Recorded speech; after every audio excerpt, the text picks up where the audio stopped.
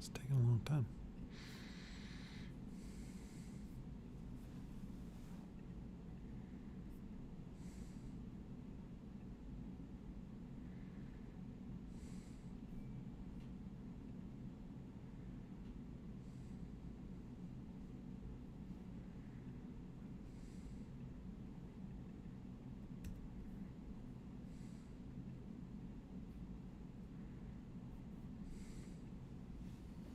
You ready? Mm-hmm.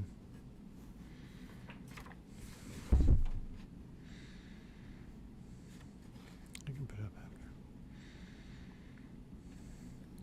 Hey guys, and how you doing? Welcome to Wellness Wednesday. This is Dr. Mike Ronsisvalle.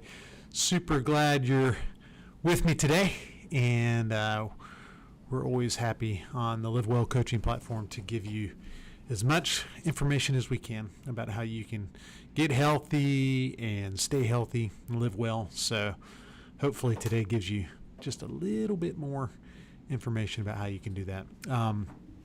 So today we're going to talk about how you can begin to really embrace the idea of forgiveness. How do you embrace the idea of forgiveness? And obviously forgiveness is something that we all kind of struggle with pretty significantly, and I think it's because it speaks to something in us that ultimately is connected to our own hurt and pain. It's hard to forgive people simply because we feel so centered in our own pain. So our job today is to help you understand like what to do with betrayal. What do you do with hurt? What do you do with pain? What do you do with those moments and those people that surprise you? You feel blindsided by it. So, fill in the blank. This can look so many different ways. There's some of you that are watching and your spouse has cheated on you and you just don't know how to respond. Some of you, this happened decades ago, right? And in those still moments when you put your head on your pillow at night and you're all alone in your thoughts, it still comes up and you still are just shocked. Some of you, the betrayal is by friends. And these are my ride or dies. We've been together for years, decades. We went to grade school together, and you just can't believe, fill in the blank, that they got caught up in politics, or that they, didn't invite you to the wedding, or that they, whatever's happened. Sometimes it's family. I believe that might be one of the hardest things is the family of origin issues, because these things happen when we're just little. Some of you were 5, 6, 8, 4, 12, and you're dealing with very adult problems. You're dealing with two parents or one parent that is probably really ultimately doing the best they could, but who had their issues, right? And you look back and you're like, I can't believe that you would do that to me, or that you're my mom and you have the audacity to treat me in such a way, or you're my dad and I expected more and I needed more and I didn't get it. And maybe there's criticism, or maybe there's, just neglect. Maybe there's weird codependence where you had to carry the emotional weight of the family. Whatever it is, these are the things that breed our pain. They breed our woundedness. And it's that very pain and that woundedness that prevents us from ultimately truly forgiving people. So I'm trying to set the stage and help you understand this is super relevant for all of us. I don't know what's going on for you. I don't know where you're at, but I know this. I know that there's probably something somewhere that you need to look at more deeply and allow yourself to forgive. So there's a quote I love, and I'll read it to you. It says, "To forgive is to set a prisoner free, and to discover that that prisoner was you." And we've all heard about forgiveness for our whole lives, right? We know it's important. We've heard even people like Jesus command us to forgive. A lot of people don't know this. Jesus in the Bible commands people to forgive 70 times 7. That's how many times we should forgive. 70 times 7. Well, I don't care if you're a Christian or not. The idea that you have a teacher, like someone that is involved in communicating faith and truth, emphasize the idea that forgiveness is that important, that's meaningful, right? Even in the Lord's Prayer, most of you, if you are Christians, have prayed that at some point. Forgive us our debts as we forgive our debtors. So we know it's important. We know on some level we've got to allow ourselves to just release these things in our life that play in our head, that just they take up real estate in our mind. But if we're honest, if you're honest, how often do we think we've forgiven someone only to find ourselves at certain points re-engaged in anger, bitterness, blame, hurt, and those emotions just resurface? And sometimes we even trick ourselves into believing we've forgiven when in reality, we really just buried the pain. I see this so much in therapy, man. When I'm dealing with people and I'm working with couples and families, I've forgiven him. I've forgiven her. But really, you haven't really forgiven anybody. You've just buried the pain. You've just made the decision to just repress and deny. So there's a psychologist, his name is Robert Enright, and he's really one of the leading scholars that writes as a psychologist on forgiveness. And he wrote an article on 5 common expressions of forgiveness that I want to tell you a little bit about, because I think if we can understand this, we can see that sometimes there are these traps that we set for ourselves that masquerade as forgiveness. There's times where we actually think we've forgiven when in reality we haven't. So let me go over those with you. Number 1, here's a big trap. You ready? I'm just going to let this go. I know he stole money from the business and he lied about it and he hasn't followed through and he hasn't been a good leader, but you know what? I'm done. I'm done trying to fix it. I'm just going to let this go. And on the surface, this sounds mature, right? It sounds like, well, what an amazing thing. What a great guy or gal that they're just allowing themselves to release this. But that's not forgiveness. That's avoidance, right? And really, from a faith perspective, we need to understand letting go isn't the same as releasing someone into grace, into treating them with grace. Because true forgiveness means confronting the hurt, right? It's confronting the hurt. It's feeling it. It's acknowledging the pain, and it's choosing compassion. That's a totally different story. That's not, I'm just going to let it go.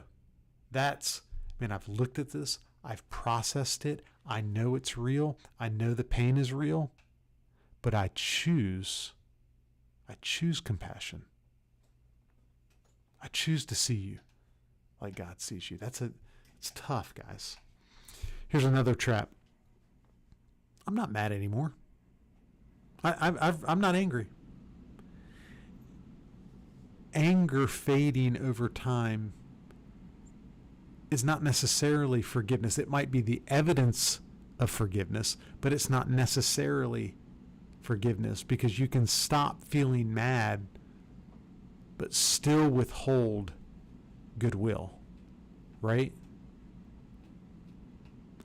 And from a faith perspective, you have to understand forgiveness is more than just the absence of anger. It's the presence of love. I know this is challenging. I'm saying these words and I'm like, gosh, this is hard. I'm integrating faith into most of this because it's such a spiritual principle. And again, even if you're not a Christian, try to take this in. Like the idea that forgiveness is a spiritual concept. And so to know that when we forgive someone on a spiritual level, it's got to be more than just like, I'm not angry anymore.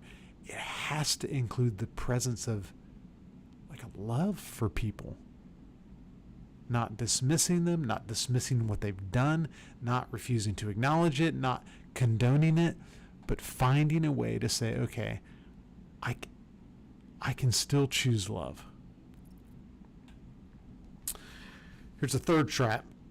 I hear this all the time, especially in marriage counseling.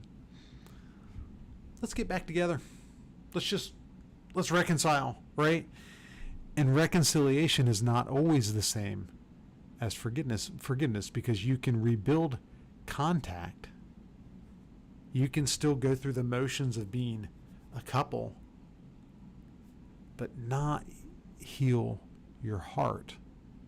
And I cannot tell you how many times this has come up in marital counseling.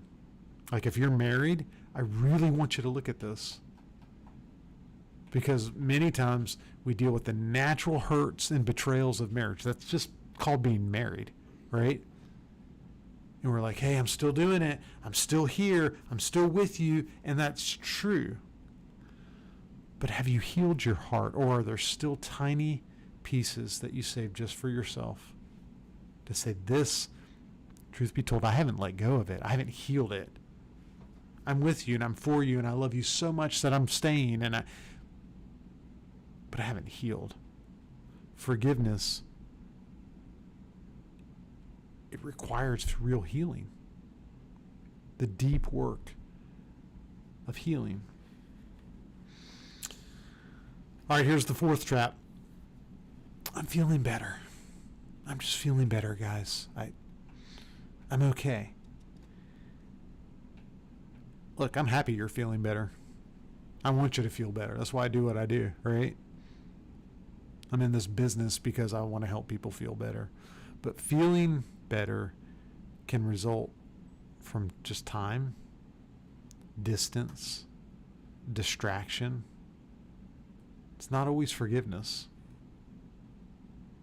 Some of it is just you put in enough time and you get distance between you and the trauma that's taken place, and you'll be able to feel okay.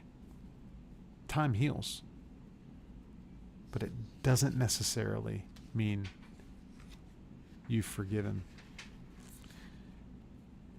And then finally, this is probably true for all of us, right? At some point, we equate the words, I forgive you.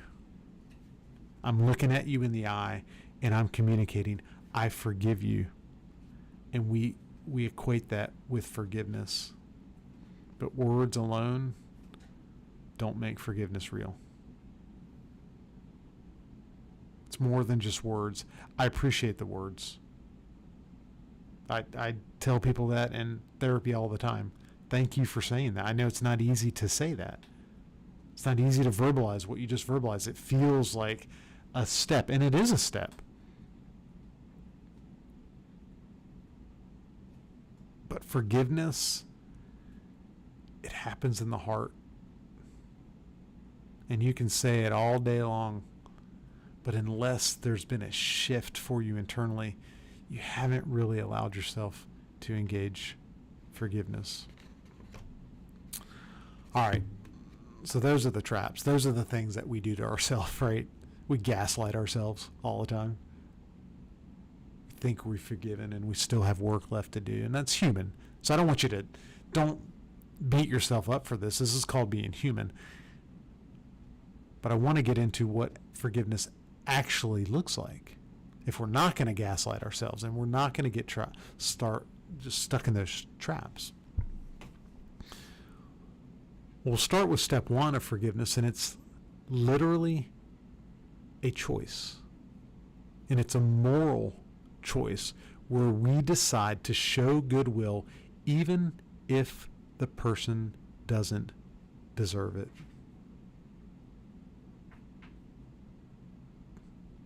Tough, man. So challenging.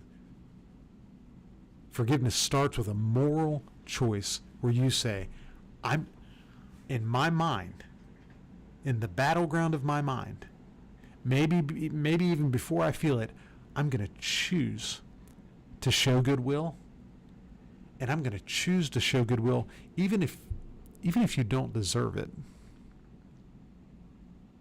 Even if you haven't apologized fully, even if you haven't fully owned it, all that can come, right?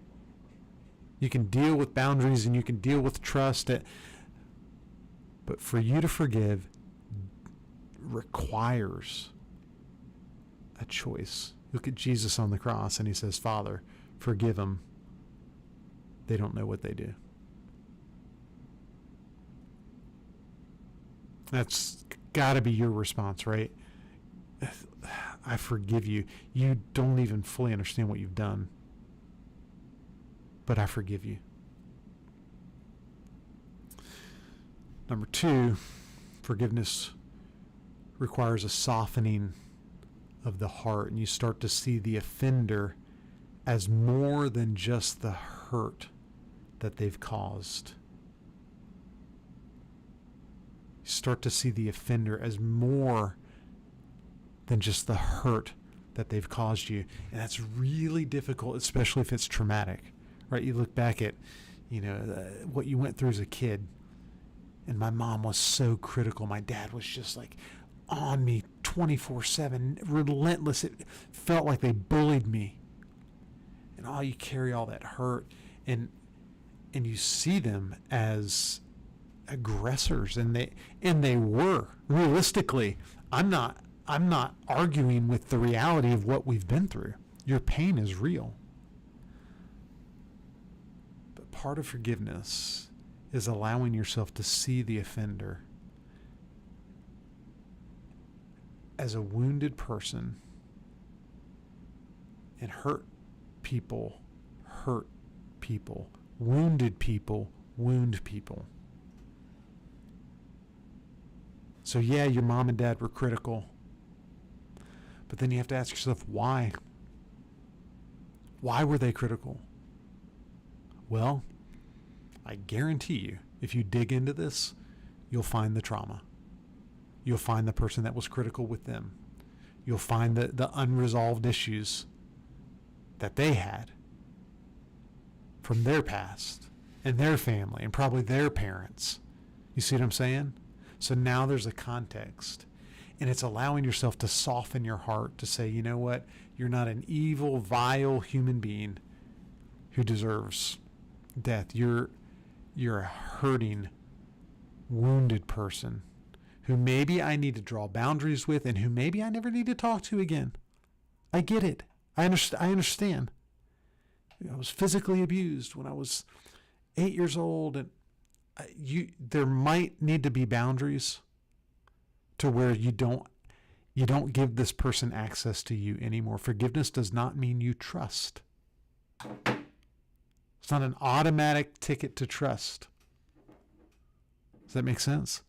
But in order for you to release yourself from the prison of unforgiveness, it's beginning to see the context. Okay, here's why this person did this to me. All right, number 3, forgiveness is an active expression of love. It's not just what you feel, but how you act. Does that make sense? It's a smile. It's a kind word. It's just praying for the offender. And so what I'm trying to communicate is, it's one thing to say, I forgive you. It's another thing to begin to allow your actions to express that forgiveness behaviorally. Now, I guess I'm a broken record here because I've got to make sure that you guys understand I'm not encouraging you to march into the presence of your aggressors and the people that you can't really trust to not hurt you again, and to make yourself vulnerable, and to just go back like, thank you, ma'am, may I have another? That's obvious. I know we're not doing that, right? I would. You know me. I'm not going to ask you to do that. I'm going to say, when given the chance, when the opportunities arise with people that you allow yourself to engage forgiveness with, look for ways to make the forgiveness active as a behavioral expression of love. And number 4, recognize that forgiveness is a process, right? It's not a moment in time. True forgiveness takes time, and it's like peeling an onion. We've all heard that metaphor before about our emotions, right? It's one layer at a time, one layer at a time, one layer at a time. And what that means is you might wake up one day and have arrived at more pain.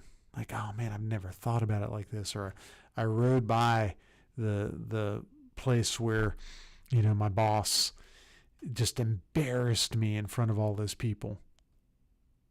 And it re-triggers all the embarrassment and the pain and the hurt and the shame. And so you can't just say, okay, this is a one and done. The idea of forgiveness is to say, I'm going to lean into this.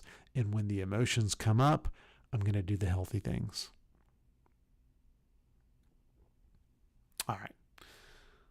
So that's really what forgiveness looks like. But I don't want to stop just there. I want to go a level even deeper and talk about how to cultivate forgiveness. How do you, as in a practical way, just allow yourself to engage forgiveness and to make your life a fertile ground for forgiveness to take place? You have to start with acknowledging the pain, and I think that's where some of us really get derailed anyways. Like, oh, I'm fine. I went through these massive betrayals, but it's no big deal.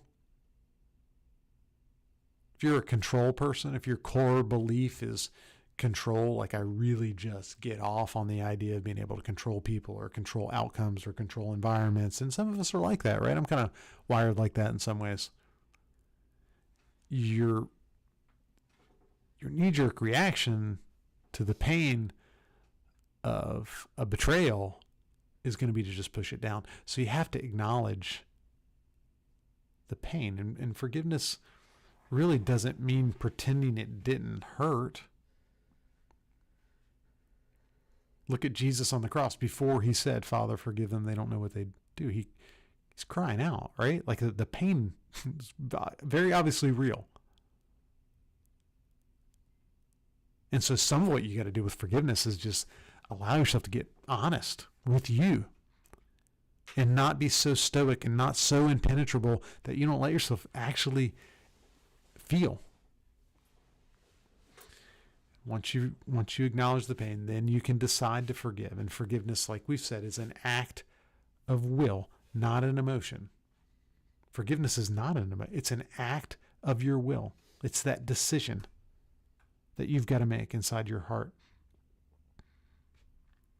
Number 3, you have to actively try to see the offender as human. So Enright, I was talking about him earlier, this forgiveness researcher, he emphasizes recognizing the person's inherent worth. Like, there's a value system that we have and that we bring to the table, and that value system is based on the idea that people have worth, not because of what they do or the decisions they make or whether or not they're perfect. Or people have worth because they're human beings. And if you're a person of faith, dude, this has significant relevance for you, right? because you cannot read Scripture and ignore the obvious emphasis on the idea that we are children of God, created in His image. The Bible even says we're knit together in our mother's womb. That means that literally on a DNA level, like chromosome by chromosome, we're knit together. And there's value. We reflect the creative capacity of a God that's bigger than us. So it's seeing the other person as a broken, hurting individual who ultimately still has worth and value. As messed up as they are and as much pain as they've caused you, there's value there. Redemption is possible.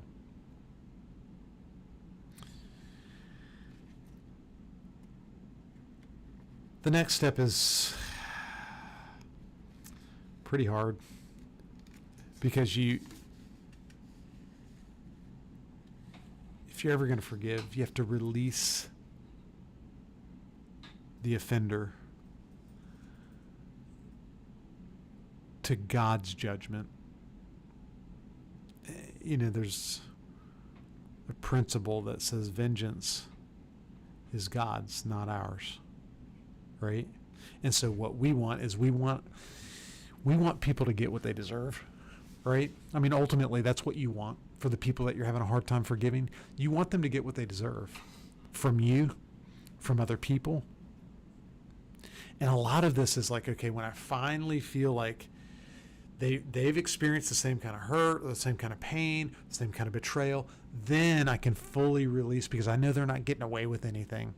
And we love it. We love it. We love it. We love that transactional relationship. I get what I deserve and you get what you deserve. And I didn't deserve the way you treated me, you son of a gun.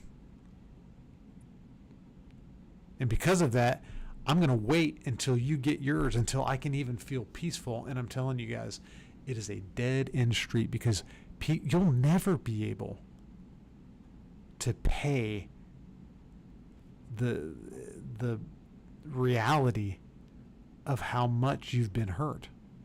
Like, what do you do? Like, how do you ever repay that to someone to where it finally feels like, okay, yeah, that's you've paid your penance now. You've struggled enough. You've dealt with enough pain to where now I feel like that it justifies what you've done to me. No, because you're a child of God too. On some level, you know you don't deserve that, and it'll never be enough. You'll never be able to feel like someone finally has gotten theirs, and so I can release this. Vengeance is God's.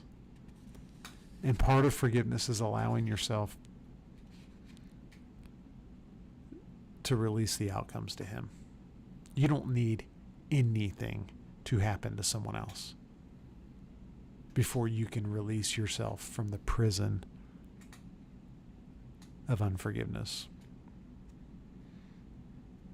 And so the object lesson here is, if we want to hold on to all these things, because it feels like, I think it's ultimately because it feels like if we just hold on long enough, then the offender is going to pay their penance and I'm going to feel like I got what I deserved, and then I can let it go. But what ends up happening is that person is going on with their life. They're still doing life. They're still doing their thing. You're the one that's carrying all the emotion. And it's like a rock, If you carry the weight, think about a big boulder and you've got it in your backpack and you're carrying it to work every day and you're carrying it to your house every time you walk in the door with that spouse that's betrayed you. You're carrying it to the family gatherings with the family members that hurt you and bullied you, and you carry it to work in the same team meetings with that coworker who took the credit. You think it's endless examples of the weight of that unforgiveness, and the anger is there, and the resentment is there, and the frustration is there, and that's what you carry into all these situations. It's where the exhaustion comes in. At some point, you just shut down. At some point, you're just fatigued. At some point, you're like, I don't want to do this anymore. But the reality is that you can take the rocks out of your backpack and you can live in freedom, guys. Forgiveness literally sets you free. Remember that quote from the beginning of Wellness Wednesday. Forgiveness is going to set you free. Now, does it erase the past? No. But it redefines your future in a lot of ways because it heals your own soul, not just the relationship that you're trying to improve or that you're trying to make better. And studies show, this has been demonstrated for decades and decades and decades in the research, when people truly forgive, like we're talking about today, it improves mental health, it reduces anxiety, it benefits physical health. There are many of you that are sick physically. You're sick, man, because you've been holding on to all this emotion for so long, and it's impacting you. And your body keeps the score. We know this. And when you truly forgive, not trust, not let them back in your life necessarily, not necessarily give them access to you, when you truly forgive, like we've talked about today, it's entirely possible that you begin to see even your physical health kind of start to come into alignment. And spiritually, forgiveness opens the door for God's peace to fill your life. It opens the door for peace that passes all understanding, because that's ultimately what you deserve.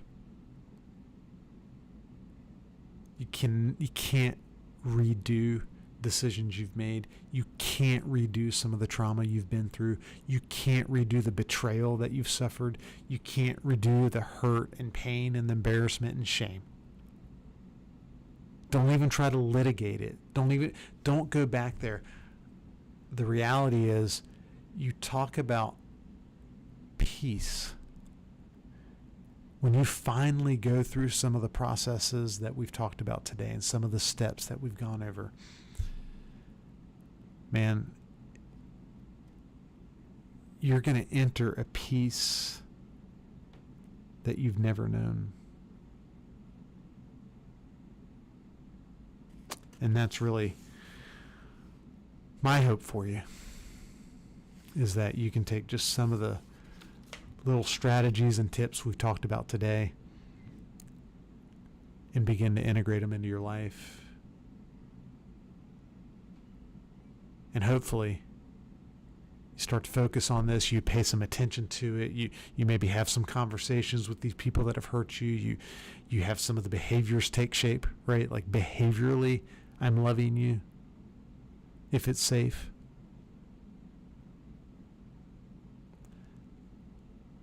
You're going to see reconciliation happen. I believe in places and in relationships that you never dreamed possible. All right, guys.